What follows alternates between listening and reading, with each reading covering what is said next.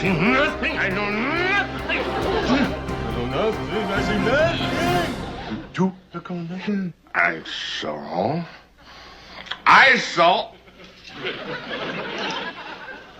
nothing. Nothing. Internal memo was leaked from the Ontario Ministry of Housing last week that was very concerning, showing that land planners, employees of the government in the Ministry of Housing, warned Doug Ford that his action late last year with Bill 23 to force municipal boundary expansions on a whole bunch of different cities in southern Ontario would actually slow down the construction of new housing. Yet Doug Ford went ahead and did it.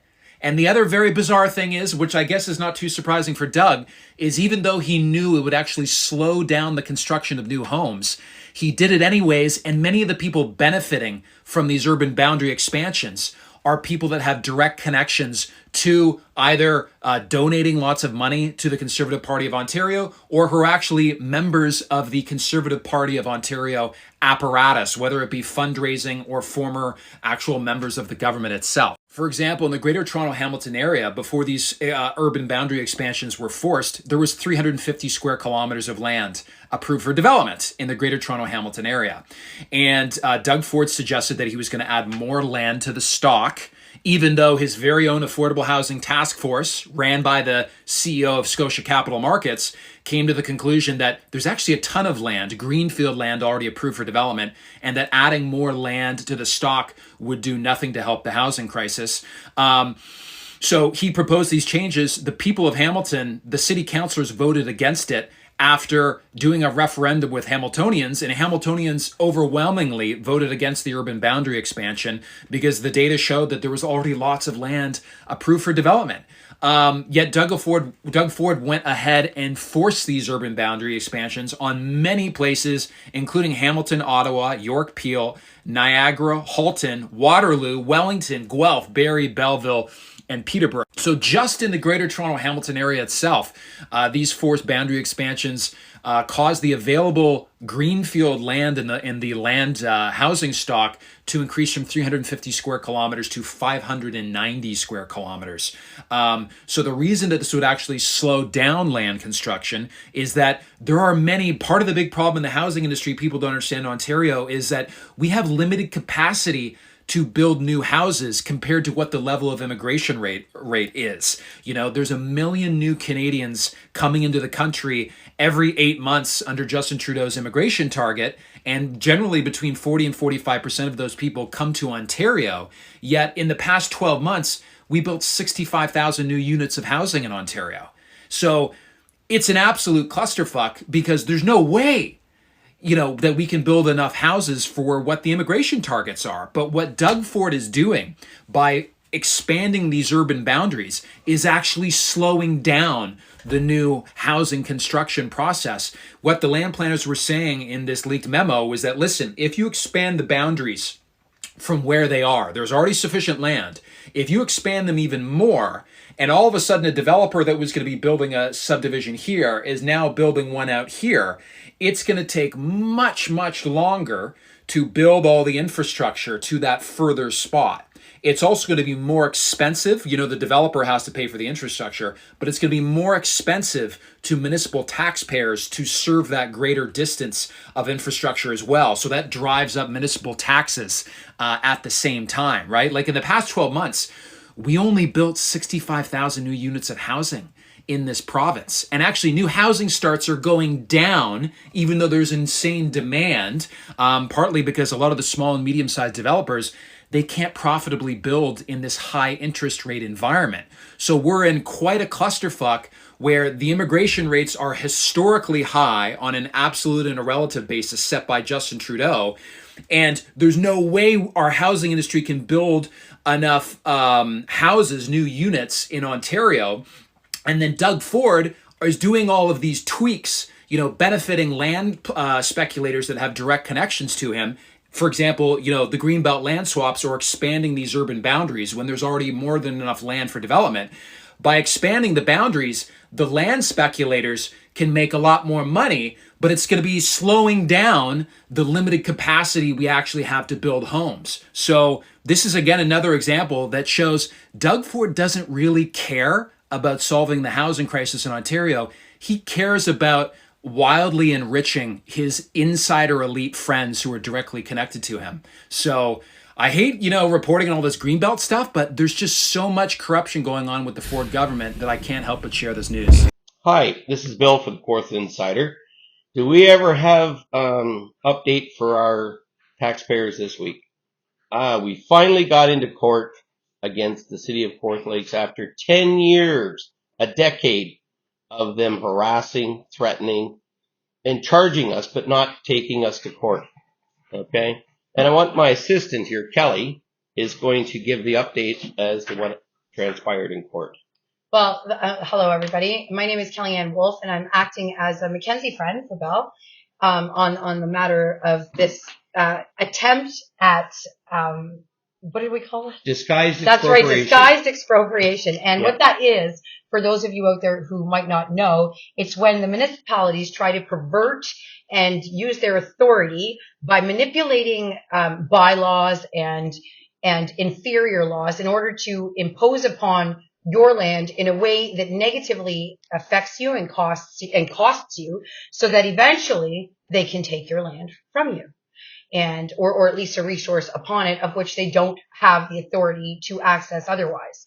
So in this case, and I'm stunned, I'm absolutely astonished that any court has allowed this case to be heard, considering that there is just over a decade of criminal harassment here.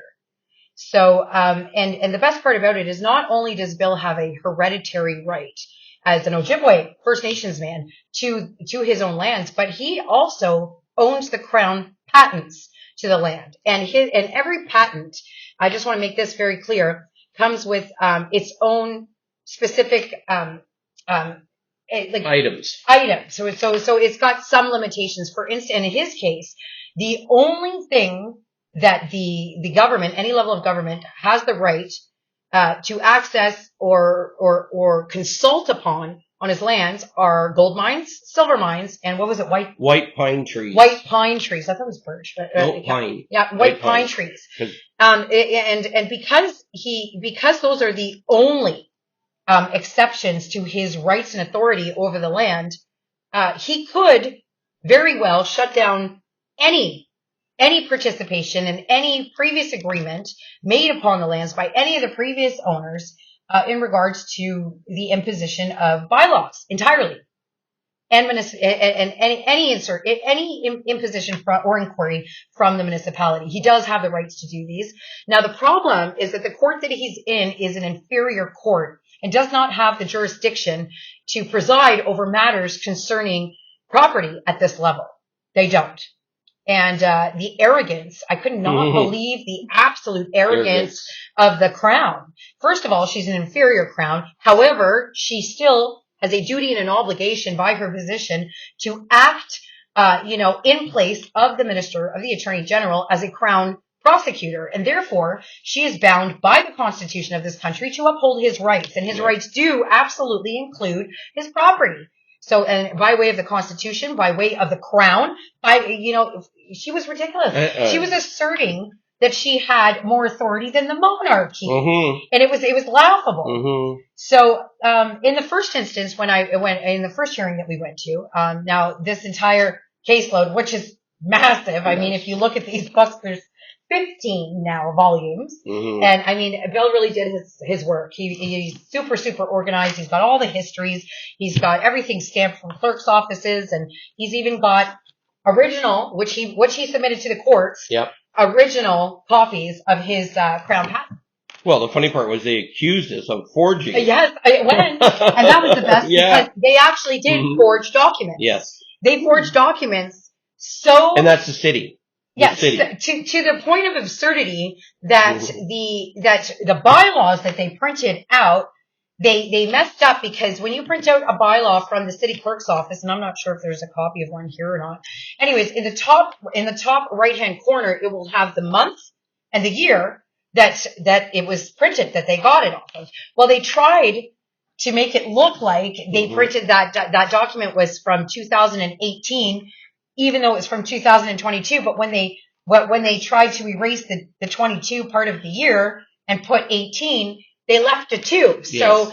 yeah, I had to address the court and let them know that it was really something interesting for them to assert authority in the year 20,218. Yes. I thought that was interesting. Yes. And the same as that you caught them several times lying under oath. Yes, they did. They lied Mr. under Hawley lied under oath. Mr. Hawley lied, absolutely lied under oath when I questioned him, not only about his involvement in selling the property in the first place to Bill, okay, which he lied about, and he had absolutely a big role to play, but in his communications with Bill, and the real estate agent that brokered the deal, who also took the stand. Well, we didn't submit. This was the nice part. We only submitted 2 documents that were only relevant. Yeah. The other documents will all be submitted when we go to federal court. Yes.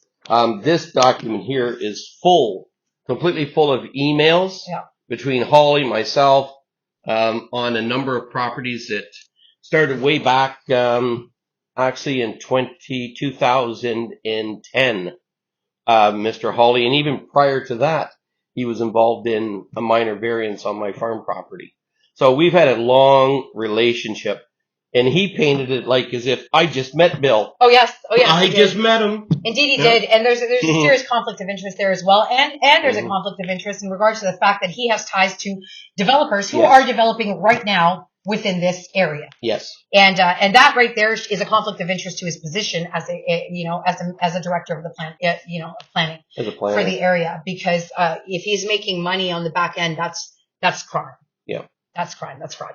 So there's that situation. And then there's this situation. If any of the landowners or taxpayers that happen to watch this video, if you own your Crown patents, get them. And what you need to check is at the time of your purchase, what your zoning bylaws were. And if they have changed since then without any consultation, that is a crime. Yep. Okay. Under Section 3 of the Planning Act, which is subject to Section 4.8 of the Provincial Policy Statement, they have a duty to consult with every stakeholder. And if they do not, there's no contract. It's null and void. They can't impose upon you. They don't have any right to your property. And the nicer part to that is there's been 7 Supreme Court cases that have dealt with disguised expropriation by municipalities. Yeah. And they are all case law. Yeah. And all of them are similar to what the what the municipality of the city of Court Lakes has been doing to property owners here that they don't like. And here's another thing. So there's a doctrine in law called the doctrine of paramountcy. And it's called, or doctrine of supremacy, right? It's a rule of law where, when a municipal, law or a provincial law comes into conflict with a federal law, the federal law prevails. And in this case, the Canadian Bill of Rights, although not entrenched in the Constitution of 1867, is very much a statute under the Constitution of 1867, which, make no mistake, is the Constitution that rules and is supreme in this country. The Charter is an act, and it is a second constitution, of which you can go on to justice.ca, and you will see at the top, Constitution Acts, pluralized, which absolutely lends the appearance that there are 2 constitutions in this country. And one of them serves you and your rights, and the other one, applies only to the government and the parliament, of which it does say in section 32 bracket 1 of the Charter, the Canadian Charter of Rights and Freedoms. You can read it right there for yourself. It does not apply to you. It only applies to the government and the parliament. So, and I'll get into that in a quick second, and what the differences are between that and the Canadian Bill of Rights. So, you have a right to life, liberty, security, property, autonomy, free speech, and more in this country. And nobody has the right to impose upon it. They need your consent to do that. So, to every property owner out there, do not stand down. And when you stand together, you guys will have a majority of ownership and authority over this land that they cannot assert upon you. Now, I would suggest to look up Miss Maggie Braun and the things that she is doing with the municipalities, because these municipalities have signed on to a foreign agenda of which you have never been consulted on, of which is being pushed forth within your municipalities by unelected members within your municipal staff. You need to confront your mayors and your councillors. And the CAO. Yep, and the CAO. You have to confront all of these factions. And Maggie's got an entire plan, her and Sheila Law, and you need to look up the things that they've been doing because you need to apply it here. It absolutely has to be done. And that's under Agenda 21. Yeah, Agenda 21 and Agenda 2030. Yeah. And I would like everyone out there to know that Agenda 2030 from and this comes from Jody Ledgerwood. Some of you out there might know who she is, and if you don't, please do look her up. Her and Chris just went to the UN conference on the Sustainable Development and 2030 plans, and we've done so well that we've set them back at least 10 years. Yeah. So the focus that they're going to be aiming at is to come after you for financial slavery with the digital identifications and these 15-minute cities. And make no mistake, like our indigenous nations and our First Nations and our native people will tell you, like Adrian, you know, that this is exactly what they did when the British first came and conquered, is they brought in immigrants, tons and tons of immigrants, and most of your family, you come from lines of these immigrants, and they forced these, the Indians into their own versions of 15-minute cities. Concentration camps. Yep. And while they sold off the land and resources to everyone else with, the Land Claims Act and all these crown patents, et cetera. Yep. So you're the new Indians, folks. Yep. You're the new Indians, and that's a fact. And so it's time for everybody to come together and protect and defend this land and all of our resources, because we're being ripped off massively. I think, again, though, they're repeating history over once again because it worked the first time. Well, it works every time. So every time. The first time. This is why it continues to repeat. This is a machine that we're all fighting against. It's a machine, but we're not a machine, so their rules don't apply to us. We don't have an operational manual. We just have our own due diligence, and it's important to apply it. So with that said, what I want to let everybody know is that they absolutely lied, and they went ahead and lied to the courts, providing fabricated proof that they rezoned Bill from an M1 dash 6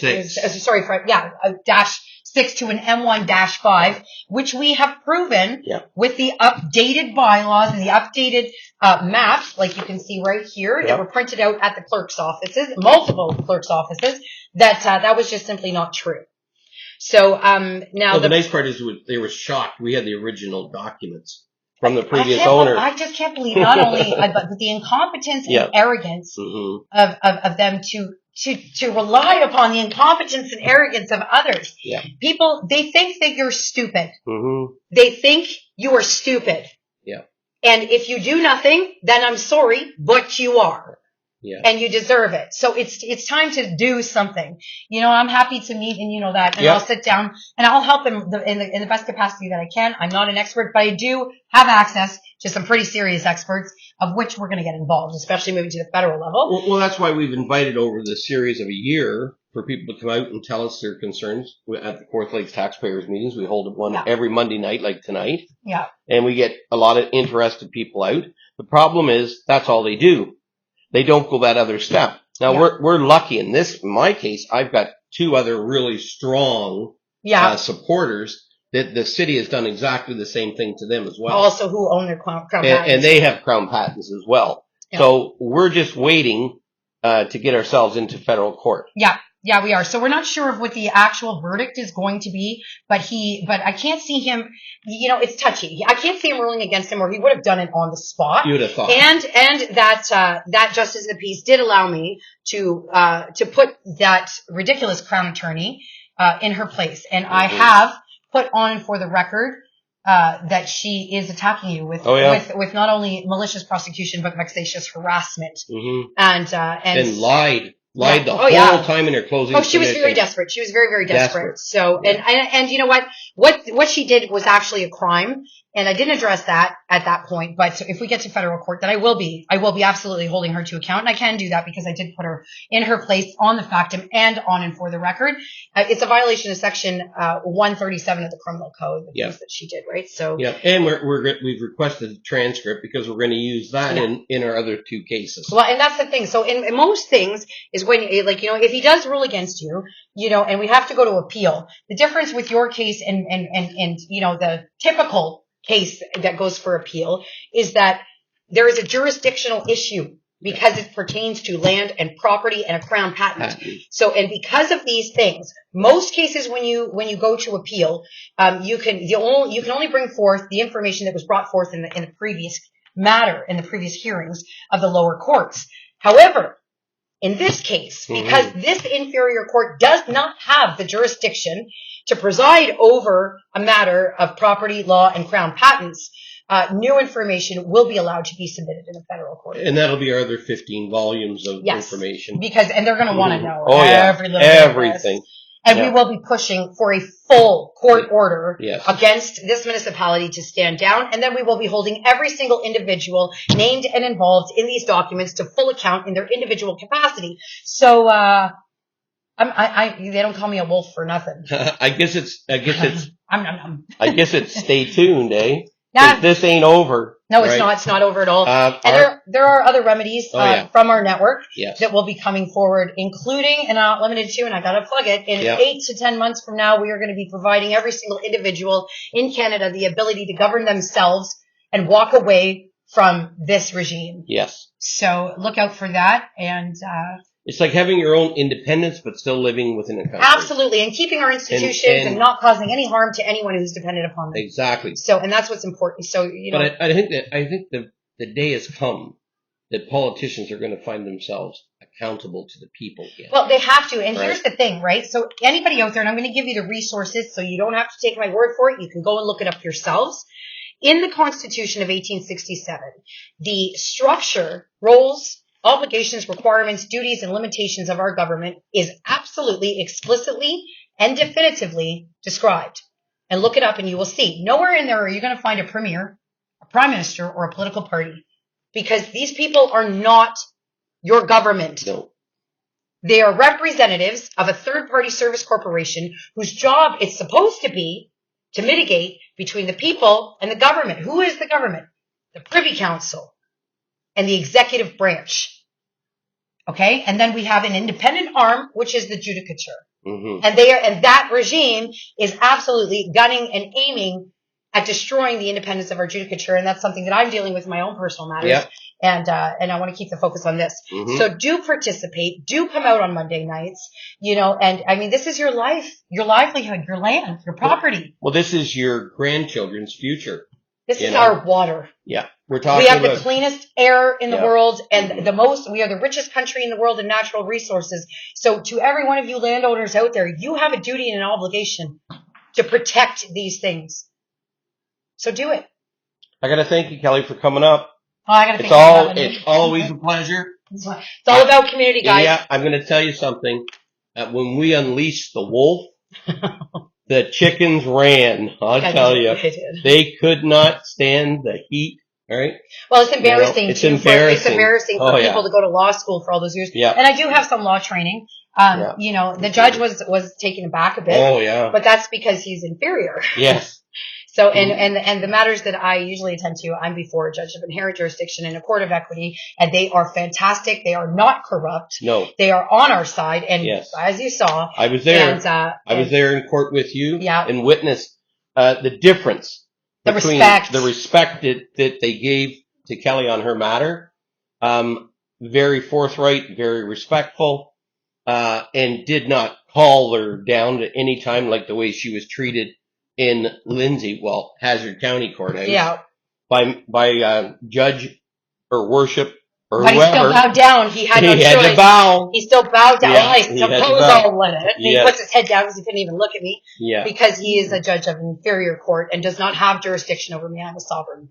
So. And we're back on, if anybody wants to come, November the 28th.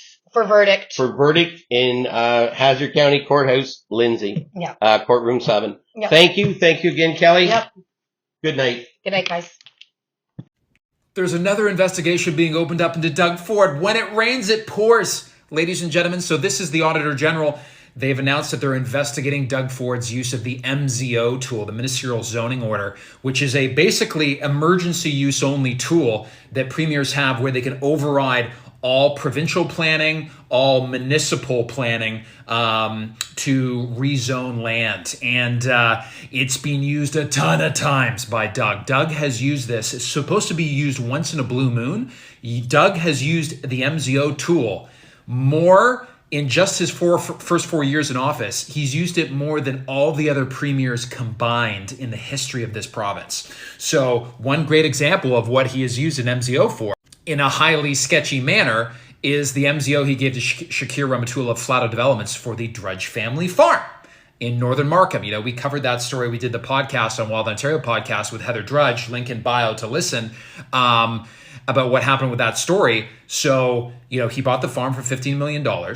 And then he got this MZO from Doug Ford. And then all of a sudden, after he got it rezoned from agriculture to development land, even though the land is in a very inappropriate place to develop, the land all of a sudden became worth $300 million. So Doug Ford giving Shakir Rahmatullah that MZO was literally a $300 million financial gain for Shakir Rahmatullah. Oh, by the way, after he bought the property, he went on a trip to Las Vegas with Ontario's Minister of Business, with Doug Ford's chief aide and Doug Ford's chief advisor on housing policy. They stayed together at the Wynn Resort, and they all got hot oil body massages together at the resort. How romantic. So after they come back from this trip together with Shakir Rahmatullah, conflict of interest, hello, he gets this MZO and boom, $300 million. Example 2 of an MZO that he did, Craft Development Corps, President Carmine Nigro. He's the VP of the PC Ontario Fund, so he's the Vice President of Fundraising for the Conservative Party of Ontario. Donated to Ford's leadership campaign, and he was appointed by Doug as the chairman of the LCBO. So this guy, Carmine Nigro, Jesus, you got to be careful saying that name. He is literally an elite Conservative Party insider with direct ties to Doug Ford. He obviously has a very good relationship with him. He had an MZO to rezone his land to override, I believe this parcel was in Hamilton, to override the Hamilton local planning rules. And again, boom, huge increase in valuation of this property. One of the MZOs that pissed me off personally the most was an MZO Doug Ford gave to Walmart. Walmart bought land that had a significant portion of it was a provincially significant wetland. I believe this was up in Vaughan somewhere. And lots of other, real estate and vacant land for sale and zoned appropriately in that area. Of course, Walmart talked to Doug. They bought that land with a provincially significant wetland on it for pennies on the dollar, because who's going to buy a wetland when it's protected? And then Doug used an MZO to override that planning zoning for that area, and boom, Walmart built a giant, fully automated, there's like no employment there, distribution center there. Walmart's one of the biggest companies in the entire world. And also, provincially significant wetlands are not just any wetland, they are provincially significant. They're like really big, important wetlands. So these are the kind of things that Doug Ford are using MZOs with. He's literally transferred hundreds of millions of dollars of wealth into elite Conservative Party insiders using these tools. And this is what the Auditor General is going to be investigating.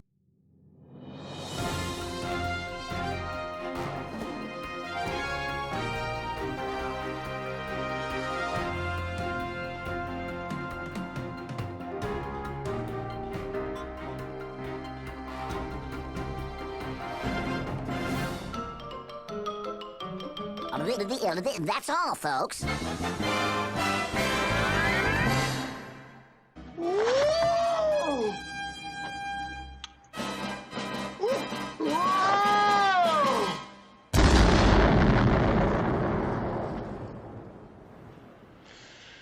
Well, he's certainly left with his tail between his legs.